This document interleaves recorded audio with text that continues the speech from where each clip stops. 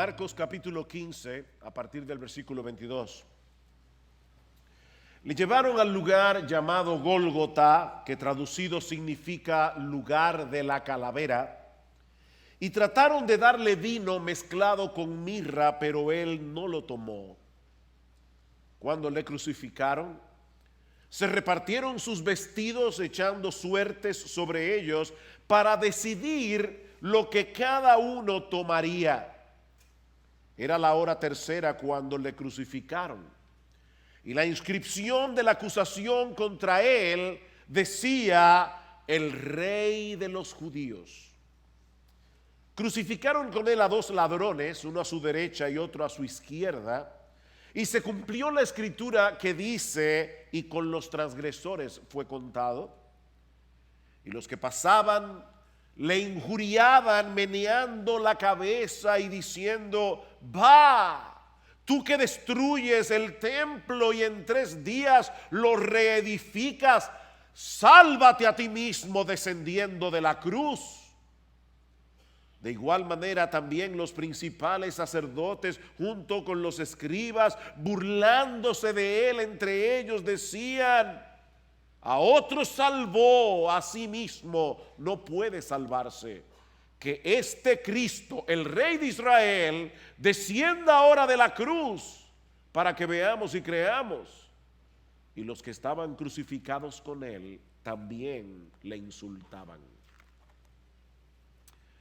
No deja de ser sorprendente el hecho de que los cristianos hayan escogido la cruz como el símbolo distintivo de su fe.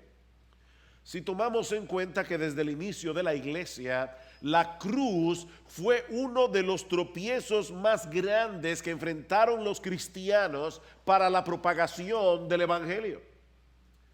Pablo dice en su primera carta a los Corintios que la palabra de la cruz, y se refiere al evangelio que tiene a la cruz en su centro. Pablo dice: la palabra de la cruz es locura, la palabra de la cruz es necedad, es tontería para los que se pierden.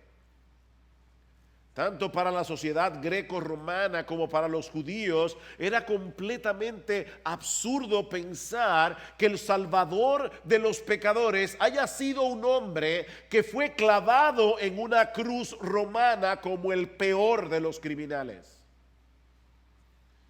Como dice John Stott en un libro que recomiendo altamente, La cruz de Cristo, y está en español, decía: ¿cómo podía un hombre en su sano juicio adorar a un hombre que había sido condenado como criminal y sometido a la forma más humillante de ejecución? Esta combinación de muerte, crimen y vergüenza lo excluía de toda posibilidad de merecer respeto y mucho menos adoración. Sin embargo, mis hermanos, los cristianos no escogieron el pesebre como el símbolo principal del cristianismo. No escogieron la piedra que tapaba la tumba de la que Cristo resucitó, o el trono en el que está sentado ahora mismo a la diestra del Padre. No, ellos escogieron la cruz, porque ese es el eje central de nuestra fe. Si no tenemos un entendimiento por lo menos elemental de lo que sucedió en esa cruz, no puede haber salvación. No puede haber salvación. Una persona que no entienda lo que sucedió hace 2000 años en esa cruz no se puede salvar. Pero ¿saben qué, mis hermanos? Una persona que tampoco esté adquiriendo un entendimiento cada vez más claro de lo que sucedió en esa cruz, no podrá madurar espiritualmente, no podrá crecer en su vida cristiana. Es por eso que Pablo insiste en predicar a Cristo crucificado, como dice en este pasaje de 1 Corintios capítulo 8. Dice: piedra de tropiezo para los judíos y necedad para los gentiles. Y aún así, cuando Pablo estaba en medio de la sofisticada sociedad corintia. Dice él en el capítulo 2, yo me propuse no saber entre vosotros cosa alguna, sino a Jesucristo y a este crucificado. Ese siempre será mi mensaje, dice Pablo. Cristo crucificado. Y en Gálatas capítulo 6, versículo 14, Pablo llega a decir que no hay ninguna cosa de este mundo de la que él pueda gloriarse aparte de la cruz.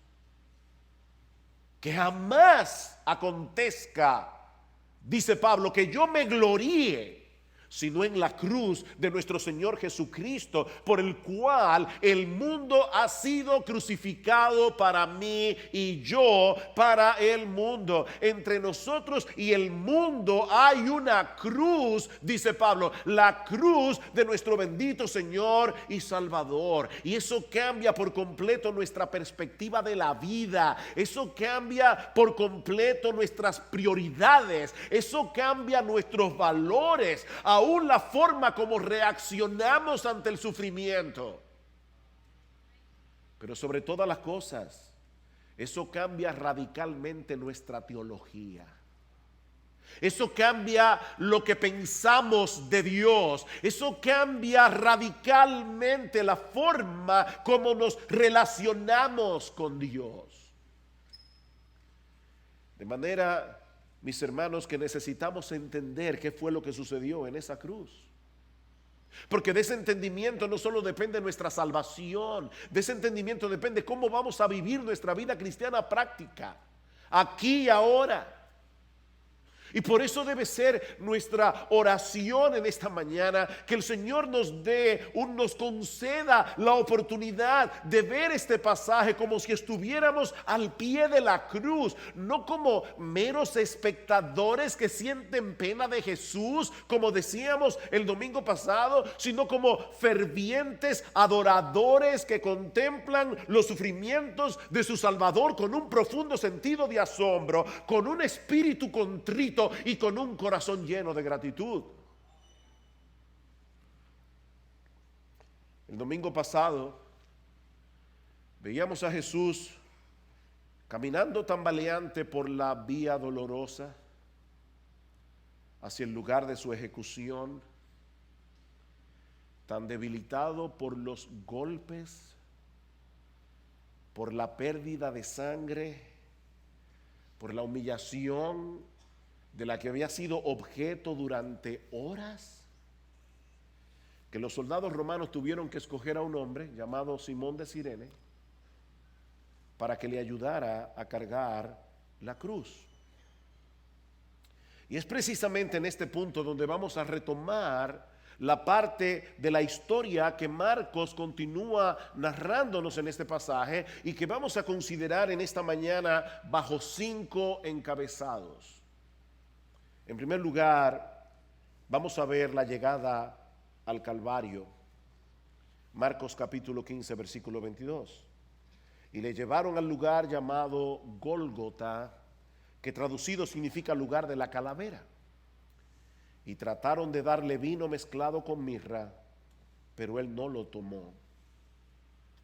Los que estuvieron el domingo pasado en la tarde, cuando dimos el reporte de nuestro viaje a Israel, recordarán que uno de los lugares que visitamos fue precisamente lo que se conoce como el jardín de la tumba, el lugar donde probablemente Jesús fue crucificado. Hay un monte allí que tiene forma de calavera y cerca de ese lugar hay una tumba vacía que se supone era la tumba que José de Arimatea le cedió a Jesús después de su muerte para que fuera enterrado.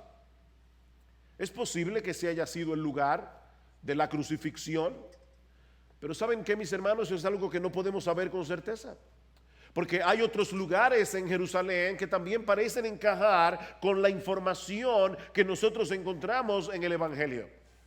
Lo que sí sabemos con toda certeza es que Jesús fue crucificado en el Gólgota. Una palabra que significa lugar de la calavera, muy probablemente porque había un monte allí en forma de cráneo humano. De hecho, nuestra palabra calvario viene de la traducción que hace la Vulgata latina al latín, la palabra calvaria, que significa precisamente una calavera. También sabemos por Juan capítulo 19, versículo 20, Hebreos capítulo 13, versículo 12, que ese lugar estaba fuera de las murallas de Jerusalén. Juan nos dice que estaba cerca de la ciudad, pero fuera de la ciudad, para mostrar hasta qué punto Jesús fue rechazado por aquellos que él había venido a salvar. Era impensable para los líderes religiosos de Israel que un blasfemo como Jesús muriera dentro de la ciudad santa. De paso, el autor de la carta a los Hebreos, tomando ese ejemplo, nos dice en Hebreos capítulo 13, versículo 13, que nosotros debemos salir a él fuera del campamento, llevando su oprobio, como lo traduce otra versión del Nuevo Testamento. Vayamos pues con Jesús fuera del campamento y suframos la misma deshonra que él sufrió. Somos seguidores de un Jesús que fue deshonrado, de un Jesús que fue terriblemente avergonzado. Por lo que no debemos pretender recibir un mejor trato de parte del mundo incrédulo. De paso, hermanos, cuando nosotros hablamos del Gólgota, la imagen que tenemos en nuestra mente, estamos condicionados a pensar que Jesús fue crucificado encima de una colina, pero eso no es lo que la Biblia dice. En ningún pasaje de las Escrituras se nos dice que Cristo fue crucificado encima de una colina. De hecho, los romanos acostumbraban a crucificar en la calle para que sirviera de escarmiento a todo el que pasara por allí. Una vez llegaron al Gólgota, Marcos nos dice que trataron de darle vino mezclado con mirra, pero él no lo quiso tomar, no lo quiso beber. Esa era una especie de analgésico, una especie de sedativo que se usaban en aquellos días y que los soldados quisieron darle a Jesús, no porque sintieran compasión de él, sino para poder llevar a cabo su macabra tarea de clavarlo en una cruz de una forma más fácil, sin tener que lidiar con el forcejeo del condenado. Una persona sedada iba a poner menos resistencia al momento de ser clavado en la cruz. Pero dicen los evangelios que Jesús no quiso beberla. Él debía tomarse esa copa de aflicción que el Padre le había dado hasta la última gota y en pleno uso de sus facultades mentales y sensoriales. Él tenía que demostrar que estaba muriendo porque había decidido morir, que su muerte era un acto consciente, era un acto voluntario. Cada palabra que el Señor pronunció en esas horas de extrema aflicción requerían una mente despierta, una mente alerta. Al momento de ser crucificado, el Señor Jesucristo tuvo que experimentar plenamente todo el horror de lo que implica esa forma de ejecución. Y eso nos lleva a nuestro segundo encabezado, el suplicio de la cruz. El suplicio de la cruz. Como decíamos el domingo pasado, la muerte por crucifixión es probablemente el método más barbárico, más inhumano, más cruel de ejecución que alguna vez haya sido aplicado, porque prolongaba la agonía de las víctimas en ocasiones por varios días mientras experimentaban un dolor insoportable.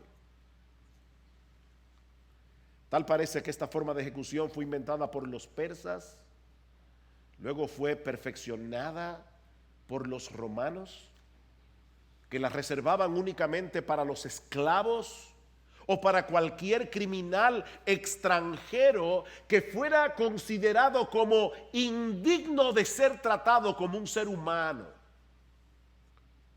Los romanos no permitían que se aplicara esa forma de ejecución a un ciudadano romano, excepto en casos extremos de traición. El gran orador y filósofo Cicerón condenó la muerte por crucifixión como un castigo sumamente cruel. No hay palabra adecuada, decía él, para describir una acción tan horrible.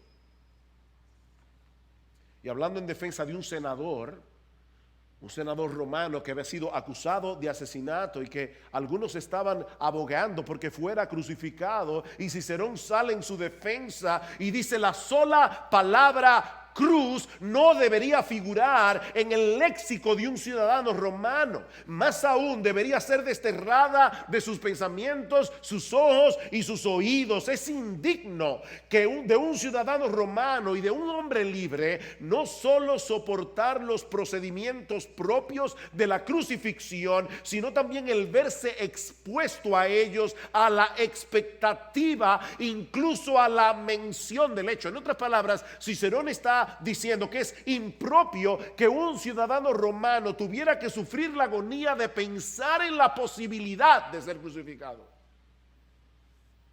En la posibilidad. Dice, solamente el hecho de que este hombre esté siendo juzgado con la expectativa de que puede ser crucificado, eso es indigno de un ciudadano romano, decía Cicerón. Era horrible. Y sin embargo, ninguno de los evangelistas se detiene a describir en detalles los sufrimientos físicos que el Señor padeció en la cruz. Vean una vez más el versículo 24. Cuando le crucificaron, se repartieron sus vestidos. Eso es todo lo que dice. Cuando le crucificaron. Solo 3 palabras fueron suficientes para describir una muerte tan horrible, y lo mismo vemos en los otros evangelios. Todos se limitan a decir que Jesús fue crucificado, y hay al menos 2 razones para esta descripción tan escueta. La más obvia de todas es que los lectores originales del evangelio estaban muy familiarizados con esta forma de ejecución. Ellos no necesitaban ninguna explicación detallada de los sufrimientos físicos que experimentaba un crucificado. Ese era un castigo para ellos que veían con cierta frecuencia si vivían en el Imperio Romano.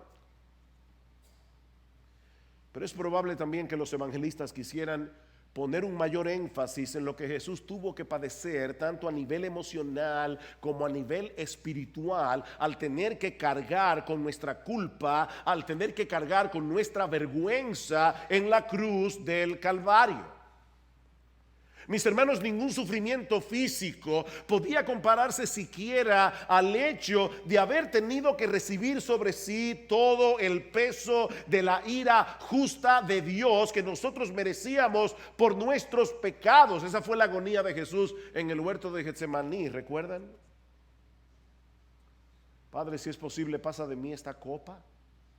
La copa de la ira de Dios, el saber que en unas pocas horas Él iba a sufrir el desamparo del Padre, una completa ruptura de la deleitosa comunión que Jesús había disfrutado con su Padre Celestial hasta ese momento en que fue hecho pecado por causa nuestra. Él fue hecho pecado, dice la Biblia. Pero no por eso debemos minimizar lo que Jesús tuvo que padecer físicamente al asumir nuestro lugar en la cruz del Calvario. Si bien los lectores del primer siglo no necesitaban que se les explicara en detalle lo que implicaba la muerte por crucifixión, nosotros estamos en una situación muy diferente.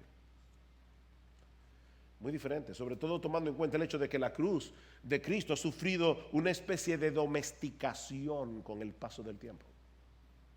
La cruz ha sido domesticada, a tal punto que para muchos no es más que un símbolo religioso, algo que se cuelgan en el pecho o que ponen en las iglesias, un símbolo del cristianismo y nada más.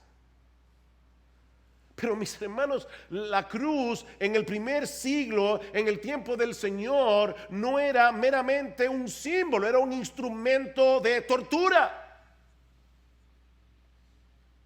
en el que las víctimas sufrían un dolor inimaginable.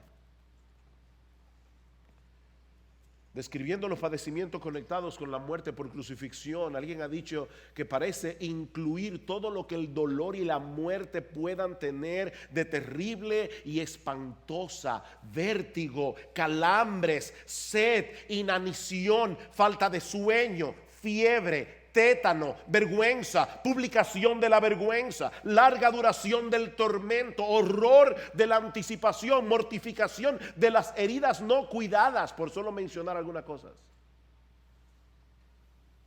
No había ninguna postura que trajera alivio al crucificado. Los romanos crucificaban con las rodillas ligeramente dobladas. Y cuando el crucificado deseaba respirar, se estiraba y colocaba todo su peso sobre los clavos que atravesaban los pies, lo que producía una agonía de dolor ardiente al desgarrar los huesos metatarsianos. Era horrible. Pero entonces, si se cansaba de la postura y cedía el peso de su cuerpo y se dejaba caer, entonces los clavos de las muñecas presionaban los nervios medios, produciendo un dolor igualmente agonizante.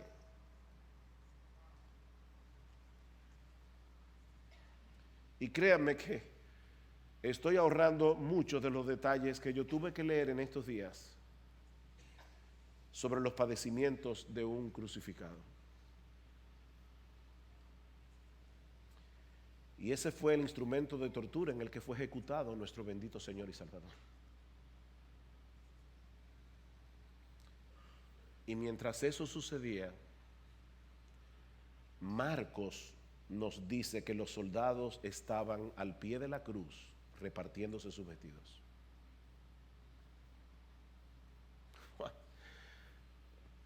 Eso es increíble. Mientras Jesús estaba allí suspendido entre el cielo y la tierra, los soldados se repartían sus vestidos.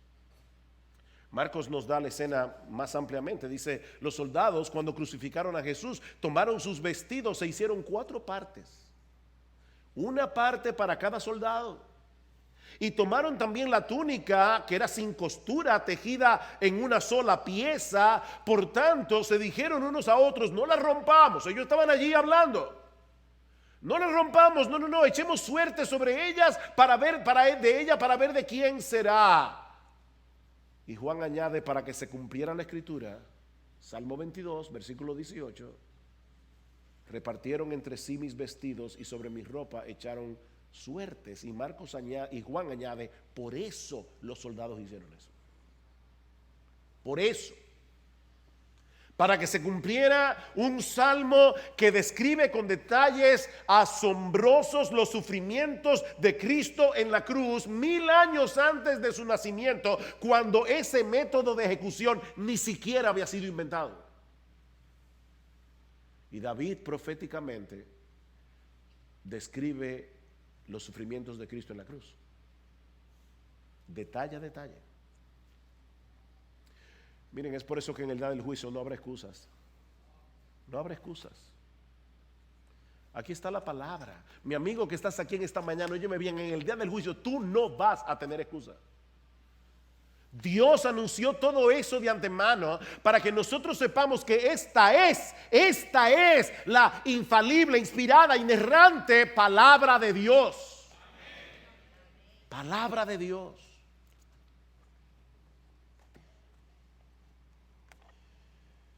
Pero ese detalle no solamente revela el control soberano de Dios sobre la muerte de Cristo y la veracidad de las Escrituras, mis hermanos, yo creo que ese detalle está allí para que nosotros podamos ver el corazón endurecido de los soldados. El corazón endurecido de los soldados. Mientras Cristo padecía los horrores de la cruz, muriendo para salvar a pecadores, estos hombres no tenían mayor interés que tomar alguna pieza de sus vestidos.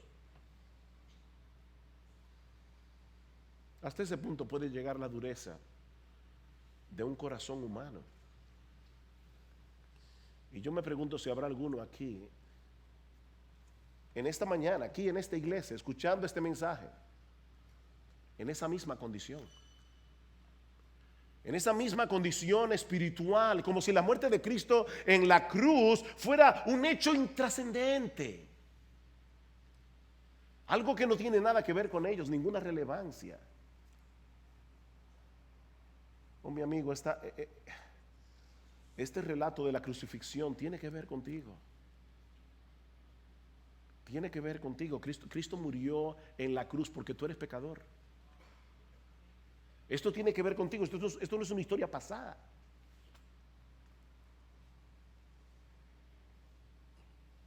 Pero Marcos nos dice también en el versículo 25 que era la hora tercera cuando le crucificaron. Es decir, que eran las 9 de la mañana, según la forma en que los judíos contabilizaban las horas. Las 9 de la mañana. Mis hermanos, no olviden que Jesús fue arrestado a la medianoche del viernes. Y ya a las 9 de la mañana había sido juzgado, condenado y crucificado. Todo el proceso fue increíblemente rápido y, como veíamos hace unas semanas atrás, increíblemente irregular desde el punto de vista de la jurisprudencia judía. Violaron un montón de leyes para condenar a Jesús. Esa farsa de juicio era necesaria. ¿Saben para qué? Para dejar evidencia clara de que Jesús murió siendo inocente, porque Él vino a dar su vida en lugar de muchos que no lo eran. Era necesario que nosotros pudiéramos entender la farsa de juicio por la que Cristo pasó. Él era inocente. De ahí la extraña acusación que Pilato mandó a colocar encima de la cruz. Y eso nos lleva a nuestro tercer encabezado, la acusación escrita. La acusación escrita, versículo 26, y la inscripción de la acusación contra él decía: el rey de los judíos. Marcos está sintetizando aquí, resumiendo aquí, este es Jesús Nazareno, el rey de los judíos. Jesús fue acusado de muchas cosas en las dos partes del juicio que se llevaron a cabo en su contra. Los miembros del Sanedrín lo acusaron de blasfemia, ¿recuerdan? Por haber reconocido que Él era el Cristo, que Él era el Hijo de Dios. Y cuando se presentaron delante de Pilato, lo acusaron de pervertir la nación, lo acusaron de ser un sedicioso, de prohibir pagar tributo al César y de decir que Él era un rey. Esas fueron las acusaciones. Pero quiso Dios en su providencia que la acusación que prevaleciera finalmente como su causa escrita fuera esta: Él era el rey de los judíos. Él era el rey de los judíos. Y por supuesto la intención de Pilato no era alabar a Jesús. La intención de Pilato era burlarse de los judíos. Y eso lo vemos claramente en el pasaje paralelo en Juan capítulo 19, tanto así que los principales sacerdotes se ofendieron y se acercaron a Pilato para decirle: no escribas que él era el rey de los judíos, pon allí que él decía que él era el rey de los judíos. Y es ahí cuando Pilato le da su famosa respuesta: lo que he escrito, he escrito.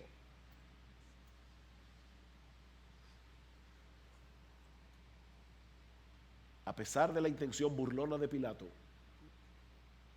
Dios en su soberanía lo movió a dejar un registro escrito en la cruz, un testimonio acerca de la verdadera identidad de Jesús. Él no fue crucificado porque haya cometido ningún delito, sino porque era el rey de los judíos. Un rey que asumió voluntariamente la postura de un siervo para dar su vida en rescate por muchos, muriendo la muerte de un criminal. Es por eso que el rey de los judíos fue crucificado en medio de dos malhechores, como un malhechor más. Y eso nos lleva a nuestro cuarto encabezado: la infame compañía de Jesús en la cruz del Calvario. Dice en el versículo 27: crucificaron con él a dos ladrones, uno a su derecha, otro a su izquierda. Y se cumplió la escritura que dice, y con los transgresores fue contado. No sabemos mucho acerca de estos dos hombres. Marcos nos dice que eran ladrones, Lucas que eran malhechores, hombres que se habían entregado a una vida de maldad, y entre ellos crucificaron a Jesús. Ahora es interesante notar que no se nos dice nada en los evangelios de lo que había sucedido con estos dos ladrones durante las horas previas a la crucifixión. No parece que ellos hubieran sido azotados como Jesús, ni coronados de espinas, ni severamente golpeados con una caña en la cabeza. No, solo Jesús. Aparentemente todo el aborrecimiento, toda la crueldad de los soldados se había volcado únicamente contra Jesús en ese día. En otras palabras, mis hermanos, ese día los soldados trataron a Jesús como el peor de los tres, el peor de los criminales. Supongamos por un momento que alguien hubiera llegado a Jerusalén en el preciso momento en que Jesús y los ladrones iban camino al Calvario. Esa persona no sabe nada de lo que ha sucedido, él no tiene la menor idea de quiénes son estos tres individuos que van a ser ejecutados, pero entonces observa con cuidado el estado en que se encuentra cada uno. Mi hermano, ¿cuál sería su conclusión? Que el criminal más peligroso y más dañino tenía que ser Jesús, porque ninguno había sido castigado con tanta crueldad. Cada una de las cosas que sucedieron en esas últimas horas, desde el arresto hasta su crucifixión, fueron orquestadas por la soberanía de Dios para mostrar que Jesús era inocente, pero que estaba muriendo como el peor de los criminales, incluyendo el hecho de ser crucificado entre dos malhechores. Y Marcos añade esa nota en el versículo 28 para no dejar ninguna duda del control soberano de Dios, aún en ese detalle. Y se cumplió la escritura que dice, y con los transgresores fue contado. Eso estaba escrito en la profecía de Isaías 53, 700 años antes del nacimiento de Jesús. Ya Dios había dicho que eso tenía que suceder. El justo debía morir entre injustos porque estaba dando su vida en lugar de los injustos.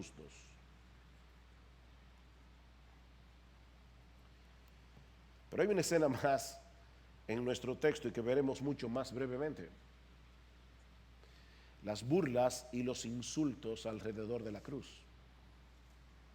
Las burlas y los insultos alrededor de la cruz. Versículo 29: y los que pasaban le injuriaban, meneando la cabeza y diciendo: va, tú que destruyes el templo y en 3 días lo reedificas, sálvate a ti mismo descendiendo de la cruz.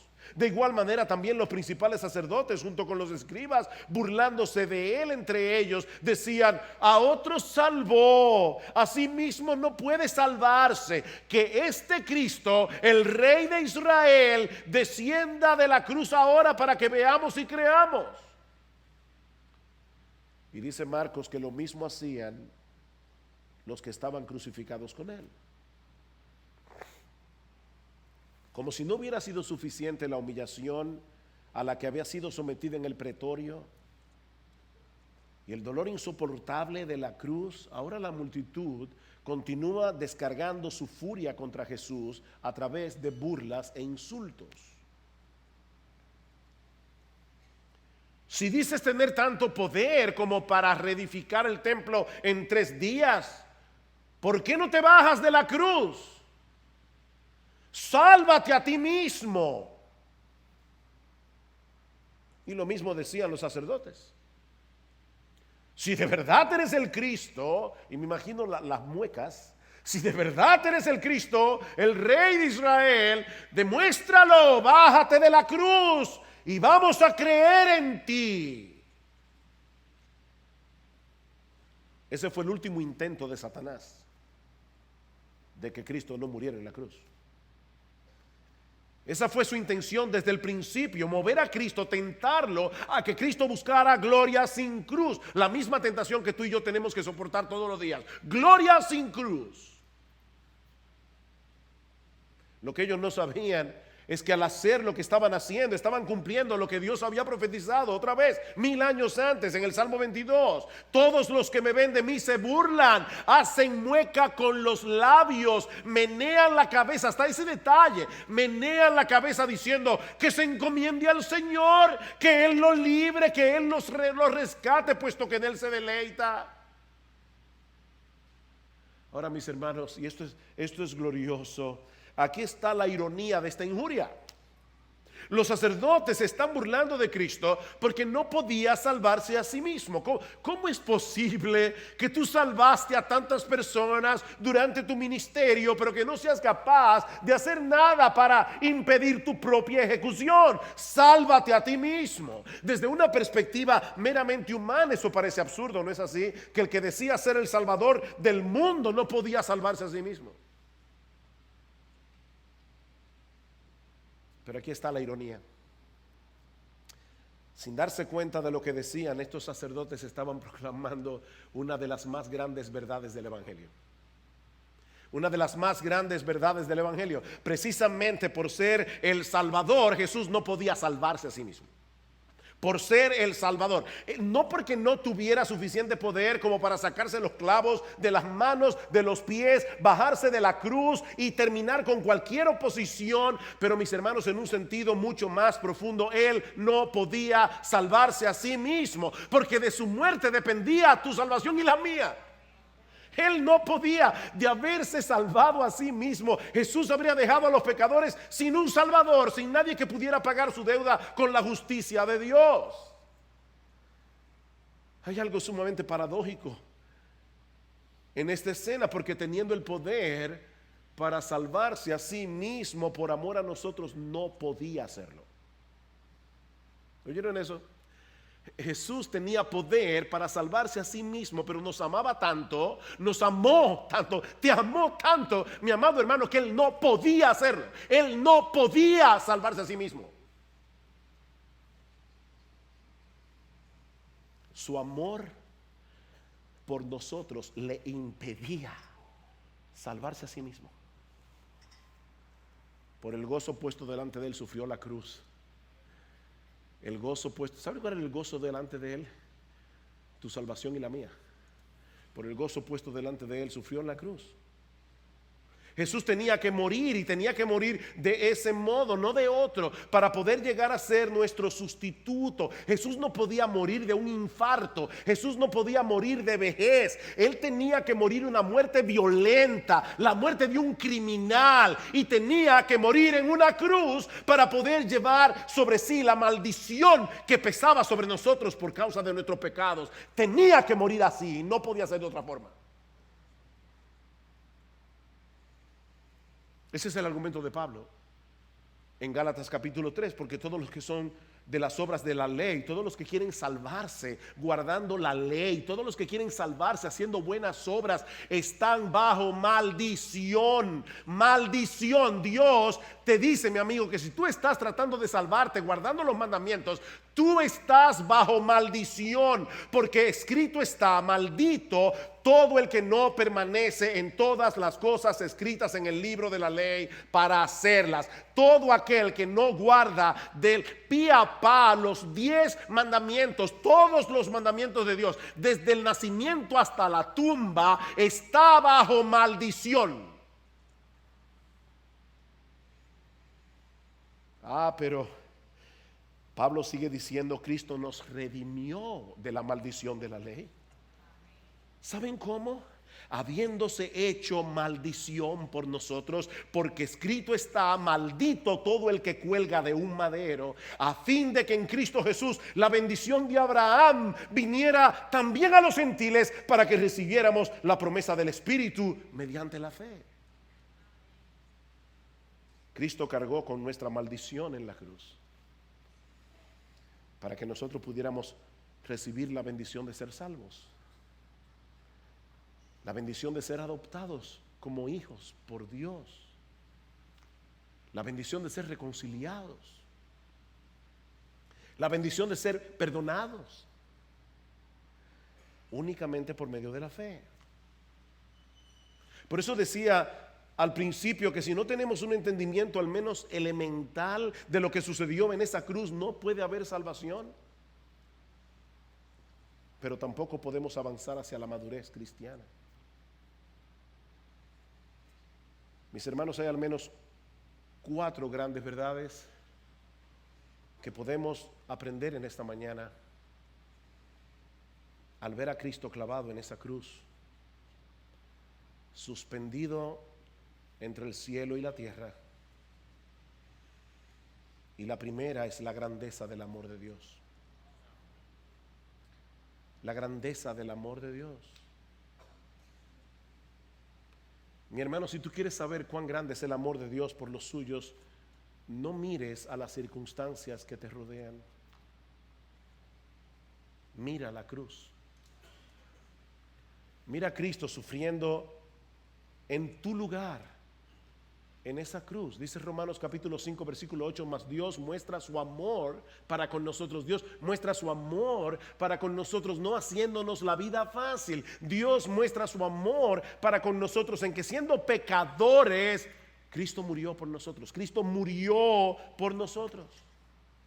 Y murió, mi amado hermano, porque te amó desde antes de la fundación del mundo. Él decidió, sabiendo que tú ibas a ser un pecador, Él decidió escogerte por nombre desde antes de la fundación del mundo. Él te amó y te ama con un amor incomprensible, con un amor inmutable, con un amor invencible. Y al mismo tiempo entiende tu dolor. Él entiende tu aflicción como nadie puede hacerlo. Hay un poema que leí hace años atrás y que quisiera compartir con ustedes en esta mañana. Dice este poeta, y obviamente no rima en español, pero escuchen la letra. Si nunca te hemos buscado, te buscamos ahora. Tus ojos arden a través de la oscuridad y son nuestras únicas estrellas. Necesitamos la visión de marcas de espinas en tu frente. Te necesitamos a ti, oh Jesús de las cicatrices. Los cielos nos asustan, están demasiado calmos. En todo el universo no tenemos ningún lugar. Nuestras heridas nos duelen. ¿Dónde está el bálsamo? Señor Jesús, por tus cicatrices conocemos tu gracia. Si te acercas cuando las puertas están cerradas, solo muestra esas manos, ese lado de ti mismo. Sabemos hoy lo que son las heridas. No temas, muéstranos tus cicatrices. Conocemos la contraseña. Los otros dioses eran fuertes, pero tú fuiste débil. Ellos cabalgaban, pero tú tropezabas hacia un trono. Pero a nuestras heridas, solo la herida de Dios puede hablarles. A nuestras heridas, solo la herida de Dios pueden hablarles. Y ningún Dios tiene heridas, sino solo tú.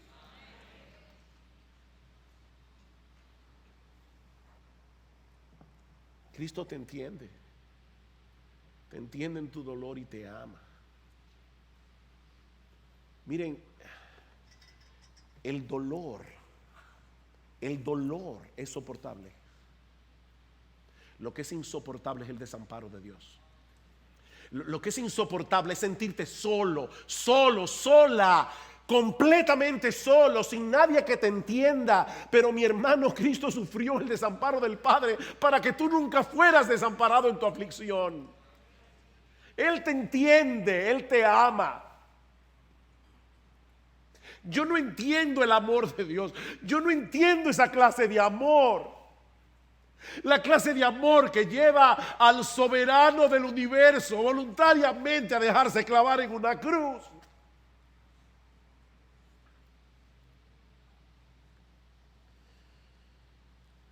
Oh, qué bueno es tener a un Cristo con cicatrices.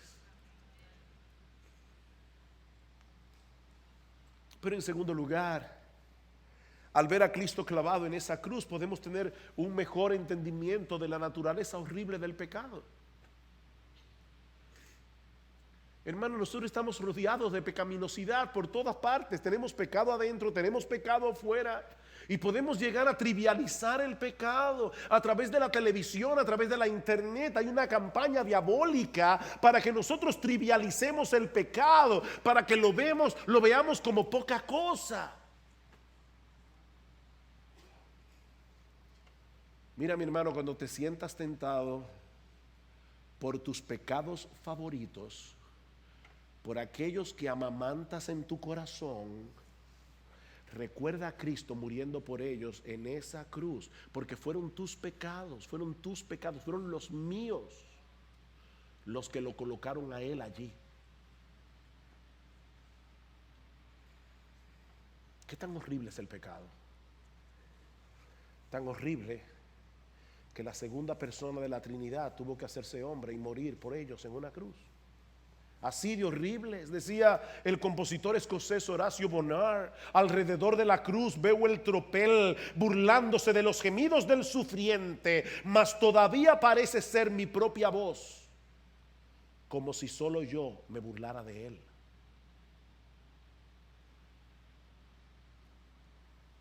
Tú estabas allí. De haber estado allí, mi amado hermano, en tu naturaleza pecaminosa te habrías burlado de Jesús, habrías insultado a Jesús. Fue por tus pecados que Él fue allí a la cruz.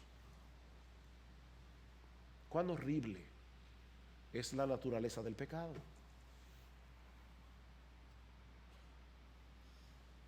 Pero en tercer lugar, al ver a Cristo suspendido en esa cruz, aprendemos también cuál es la esencia de la vida cristiana práctica. Decíamos hace un momento que nosotros hemos domesticado la cruz. La cruz se ha convertido simplemente en un símbolo que cuelga del cuello. Pero escucha, mi hermano, lo que significa ser cristiano. Tú quieres ser cristiano, escucha lo que significa ser cristiano. Versículo 34 del capítulo 8 de Marcos. Y ahora lee este texto o escucha este texto teniendo en mente todo lo que nosotros hemos visto hoy de la crucifixión. Y llamando a la multitud y a sus discípulos les dijo: si alguno quiere venir en pos de mí, niéguese a sí mismo, tome su cruz y sígame. Tome su cruz. Y Lucas añade tome su cruz cada día y sígame. Y no es que nadie va a ser salvo por sufrir, no es que nadie va a ser salvo por tener una vida incómoda, de ninguna manera. Somos salvos únicamente por gracia, somos salvos únicamente por medio de la fe. Es por la obra de Cristo que nosotros tenemos salvación, es únicamente por la obra de Cristo que nosotros somos reconciliados con Dios. Pero ¿sabes qué? Todo aquel que sigue al crucificado tiene que ser colgado en una cruz juntamente con Él. Con Cristo estoy juntamente crucificado, dice Pablo, y ya no vivo yo, mas vive Cristo en mí. Y lo que ahora vivo en la carne, lo vivo en la fe del Hijo de Dios, el cual me amó y se entregó a sí mismo por mí. Tome su cruz cada día. No es que te pongas un crucifijo en el cuello. No, es que cada día tú debes levantarte por la mañana y lo primero que tú hagas es ir al Calvario juntamente con Cristo, donde debe morir tu yo, donde debe morir a tus sueños terrenales si son contrarios a la voluntad de Jesús. Es allí donde debes morir a tu comodidad, es allí donde debes morir a vivir una vida segura y predecible. Debes morir con Cristo en esa cruz cada día. Miren, el cristianismo, por lo menos en República Dominicana, se ha vuelto tan popular. Es tan fácil decir hoy que soy cristiano, e ir a una iglesia y cantar. No, mi hermano, el cristianismo práctico es morir cada día con Cristo. Ya no vivo yo. Es darle muerte, no solamente a tus pecados, es darle muerte a tus sueños, es darle muerte a tus prioridades, es darle muerte a tu voluntad para que reine su voluntad sobre tu vida. Eso es ser cristiano. Por eso Cristo dice en aquel día: en el día del juicio muchos me dirán: Señor, Señor, y en tu nombre no echamos fuera demonios, y en tu nombre no profetizamos, y en tu nombre no hicimos milagros, y entonces les declararé: yo nunca os conocí, yo no sé quién eres tú, apartaos de mí, hacedores de maldad. No todo el que me dice Señor, Señor, entrará en el reino de los cielos, sino el que hace la voluntad de mi Padre que está en los cielos. Y para hacer la voluntad del Padre que está en los cielos, mi amado hermano, tú y yo tenemos que matar nuestra voluntad todos los días, porque estamos llenos de deseos que son contrarios a la voluntad de Dios.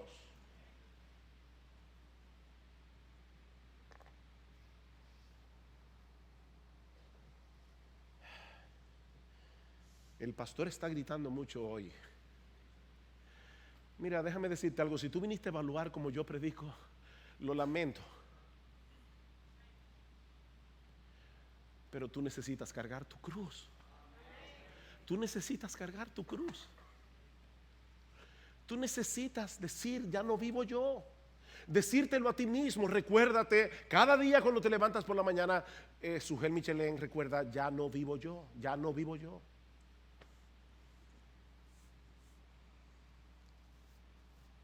Cuando estaba ahora en Israel, escuchamos el testimonio de un pastor en Belén, en una iglesia cristiana. Y él nos decía: cada vez que yo salgo de Belén y voy a la franja de Gaza llena de musulmanes a predicar el evangelio, mi esposa sabe que existe una gran posibilidad de que yo no regrese.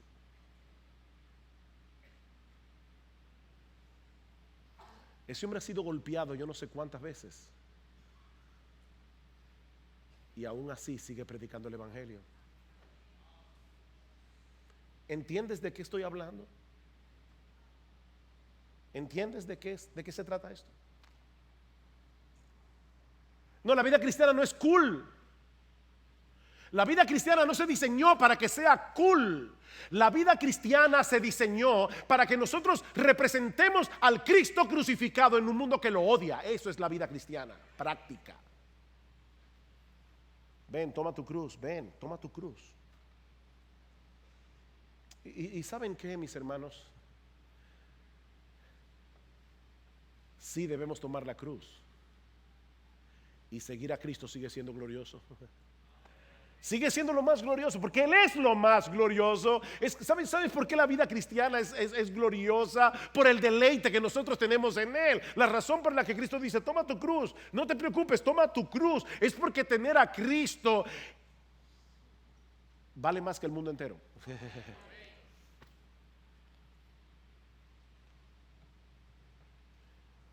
Uy, finalmente, ver a Cristo suspendido en esa cruz también nos enseña que no existe posibilidad de salvación fuera de Él. Mi amigo, no existe. El Hijo de Dios, la segunda persona de la Trinidad, tuvo que hacerse hombre para morir en una cruz por nuestros pecados. Tuvo que sufrir una agonía horrible, física, mental, emocional y sobre todo espiritual, cuando la ira de Dios se derramó sobre Él por causa de nuestros pecados. ¿Y sabes por qué Dios tuvo que hacerlo de esa manera? Porque no había otra manera.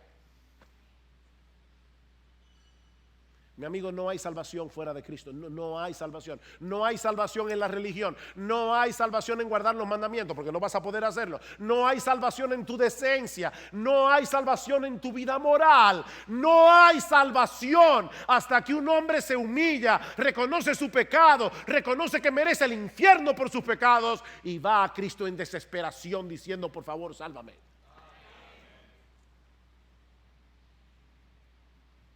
No hay salvación. No hay salvación fuera de la cruz. Oh, que jamás acontezca que yo me gloríe en ninguna otra cosa que no sea en Cristo y este crucificado, por el cual el mundo me es crucificado a mí y yo al mundo. Hemos muerto con Cristo. para andar en novedad de vida. Y Dios, mi amigo, Dios te está ofreciendo ese regalo hoy. Dios te está ofreciendo ese regalo gratuitamente por gracia, únicamente por medio de la fe. Ven a Cristo y ven ahora. Y tendrás el perdón de todos tus pecados y tendrás el don de la vida eterna, únicamente por gracia, únicamente por Cristo, únicamente por medio de la fe. Ven a Cristo y ven ahora.